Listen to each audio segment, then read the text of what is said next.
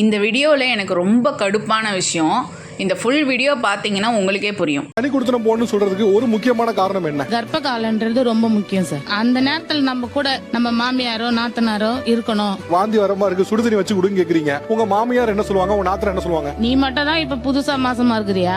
எவ்வளவு பேர் மாசமா இருந்தாங்க, அவங்களே போய் தண்ணி வச்சு குடிக்கலையா? இப்ப ஒரு கை இல்ல வெண்டினா வச்சு கொடுக்கணும் அப்படின்னா வச்சு கொடுக்கலாம். ரொம்ப அபத்தமா பேசுறீங்க சார் நீங்க. இப்ப இவர் பேசின கருத்தை தாய்மார்களா எத்தனை பேர் கண்டிக்கிறீங்க உங்க சைடுல? என் குழந்தைய நீங்க பாத்துக்கோங்க, மாமியார் கிட்ட கேக்குறோம்னா நீ உயிரோட இருக்கும்போது நான் ஏன் பாத்துக்கணும்? அவங்க அம்மா பேசுற டோனே தான் சார். அதுக்காக தனி கொடுத்தனம் தான் அதுக்கு பெரிய ஒரு வழி கிடையாது சார். சில விஷயங்கள் ஃபிட் ஆகலாம், தனி கொடுத்தனம் போற சரின்னு தான் சொல்லுவேன். இந்த ஹஸ்பண்ட் மாதிரியே நிறைய வீட்டில் நிறைய ஹஸ்பண்ட்ஸ் இருக்காங்க. சில ஹஸ்பண்டும் ஹெல்ப் பண்ணுறவங்களும் இருக்காங்க, ஐ அக்செப்ட் தட். ஆனால் இவர் கொஞ்சம் ஒய்ஃபோட சைடையும் கொஞ்சம் யோசிச்சு பார்த்துருக்கலாம். அந்த பேரண்ட்ஸு அம்மா அப்பா அவங்க முக்கியம்தான், பட் ஒய்ஃபையும் கொஞ்சம் கவனிச்சிருந்தா இப்படி ஒரு பேச்சு அவர் வாங்க வேண்டியது இருந்திருக்காது. இதுலேருந்து நான் என்ன சொல்கிறேன்னா, பேரண்ட்ஸும் முக்கியம், ஒய்ஃபும் முக்கியம்.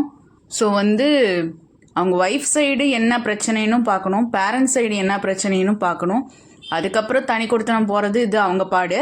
ஆனால் தனி கொடுத்தனம் அப்படிங்கிறதும் சப்போர்ட் பண்ணுறேன். இந்த மாதிரி சுச்சுவேஷனில் கூட்டு குடும்பமாக ஜாயிண்ட் ஃபேமிலியாக இருக்கிறதையும் சப்போர்ட் பண்ணுறேன். ஏன்னா என்ன சொல்கிறேன்னா, கூட்டு குடும்பம் நல்லது எப்போ எல்லாருமே சப்போர்ட்டாக இருக்காங்களோ.